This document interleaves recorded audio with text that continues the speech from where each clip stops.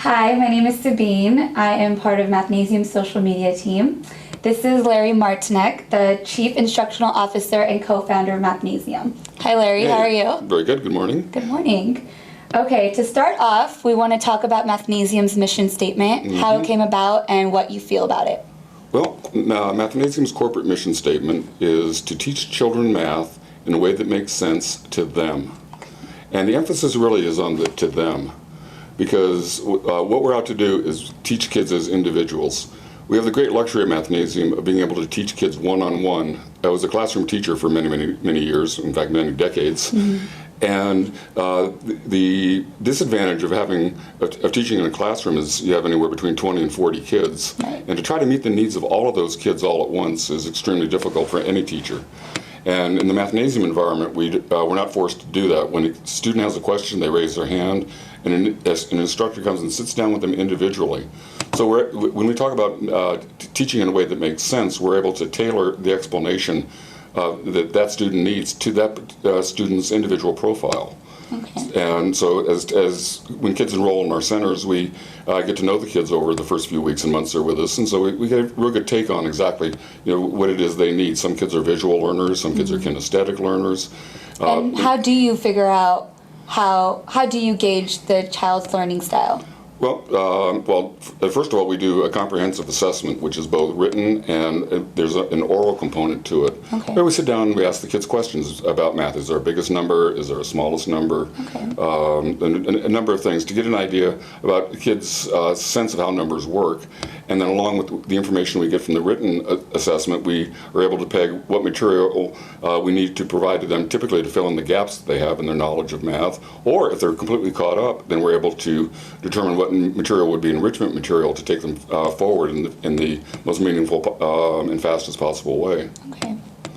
Okay, great.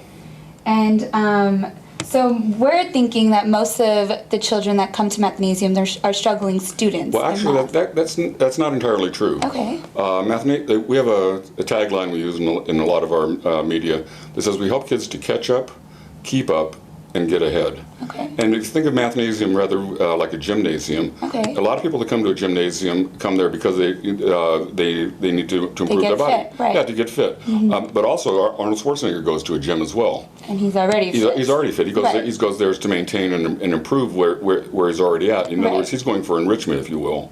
So Mathnasium covers the entire spectrum of kids. Kids who need remediation, certainly. Okay. A lot of kids come to us for that keeping up, which is to say they're there to maintain their current position.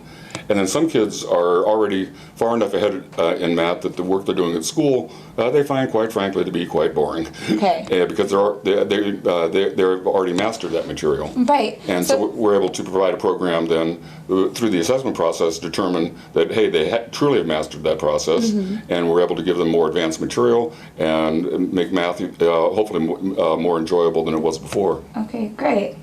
And for those kids who are caught up in math, they understand mathematical concepts, can you give me an example of what kind of assessments or what kind of exercises you give them to continue to enjoy math? Well, for those kids, typically it's a lot of problem solving. Okay. And of course, that has to be appropriate to the child's level. Kids in elementary school, a lot of kids come to us in 3rd, 4th, 5th grade who have mastered the number of facts, they've mastered their computation, and so we take them into some middle school concepts. We don't want to trample on the material they're going to be learning at school exactly, but what we can do is provide them with what we call breadth. Okay. That is, instead of taking a 3rd grader and giving them 4th and 5th grade material, we take the skills that they've learned at their current level and give them a wider variety of activities to do, especially problem-solving activities. Okay. Then again, the exact nature of those would depend on the background of the student. Okay.